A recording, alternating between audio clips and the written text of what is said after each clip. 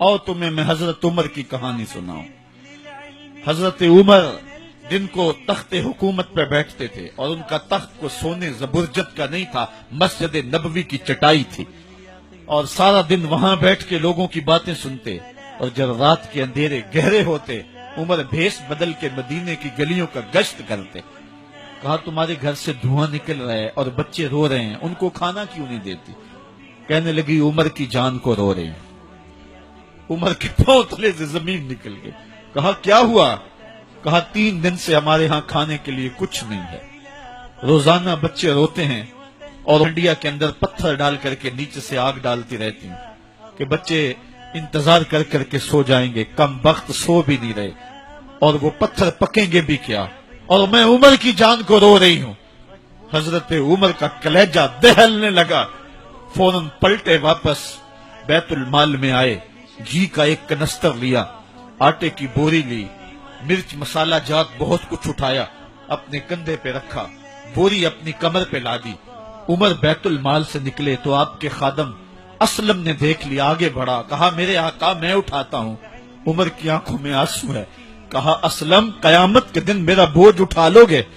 कहा कयामत के दिन तो अपना अपना बोझ उठाना पड़ेगा। कहा उमर को आज अपना ही उठाने दो। हजरत उमर वो घी का कनस्तर और वो आटे की बोरी सर पे उठाए हैं और उस खातून के घर जाते हैं और दस्तक देते हैं। वो जब देखती है उसकी जान में जान आ जाती है। कहा जल्दी जल्दी आटा गूंदो, और उमर सब्जी काटने लग जाते हैं। हजरत उमर रदी अल्लाह ताला अन्हो सब्जी तैयार कर देते, उधर आटा गुंद जाता है और फिर ऊपर चूल्हा रखा जाता है, चूल्हे के अंदर आग रखी जाती है, वो खाना पकाने लगती है, आग बुझती है। तारीख ने लिखा है आग बुझने लगती है, उमर झुक करके फूंके मारता है। उमर झुक झुक के फूंके मारता है। खाना पक गया और बच्चों के सामने खाना रख दिया, बच्चे खा रहे हैं। अब बच्चे रो रो के निढाल हो चुके थे।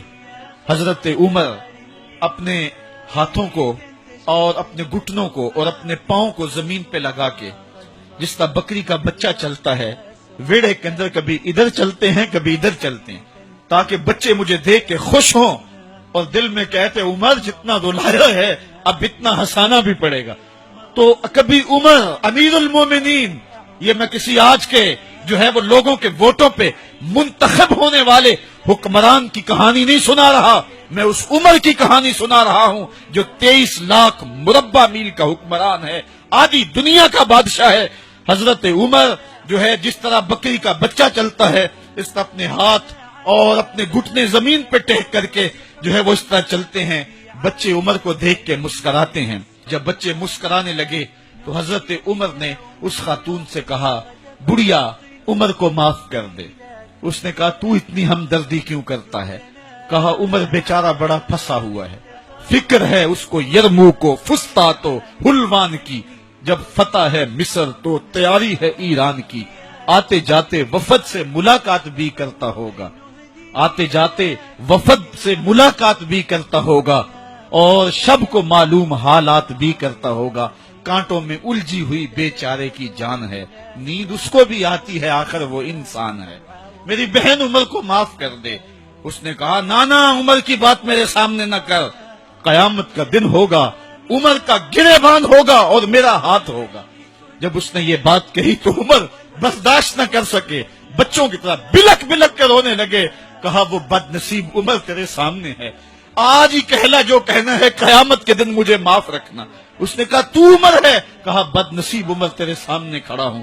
मेरे उमर कहते हैं अगर दजला के किनारे एक बकरी का बच्चा भी प्यासा मर गया, उसका हिसाब भी उमर से लिया जाएगा।